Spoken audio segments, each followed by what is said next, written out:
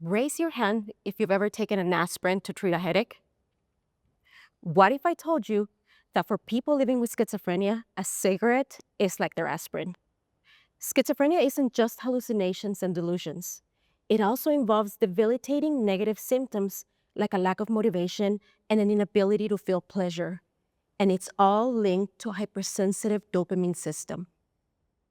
Patients often find that using nicotine, they can alleviate those negative symptoms temporarily by modulating dopamine signaling. But as tolerance builds, that relief fades, causing them to seek other substances like alcohol to compensate. Unfortunately, this cycle of self-medicating can lead to a lifelong vulnerability to substance use disorders. 75% of people living with schizophrenia use nicotine, and 32% have an alcohol use disorder, rates that more than triple the general population. And this is where current treatments fail. Standard antipsychotics work like a sledgehammer. They broadly block all dopamine signaling, which can alleviate the psychosis, but can have severe and permanent side effects. And the treatment for the addiction, well, it rarely works, and it can actually worsen psychiatric stability.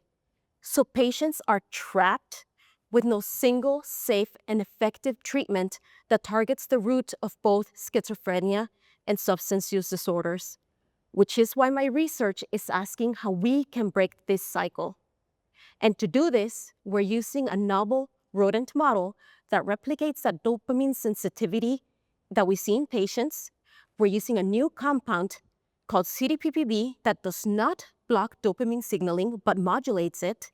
And we're using a new technology that is allowing us to do live brain imaging to see that dopamine signaling and how that reward pathway is changing. And using these three, we have successfully established that CDPPB can alleviate schizophrenia symptoms, reduce nicotine seeking, and reduce alcohol drinking as well. And so the goal was to develop the first therapeutic strategy that targets that root of both schizophrenia and substance use disorders. There are nearly 32 million people living with schizophrenia, and we want to offer them a future in which they are no longer trapped by their medication and its side effects, but freed by it. A future that for the first time, thanks to fiber photometry and CDPPB, is within our reach. Thank you.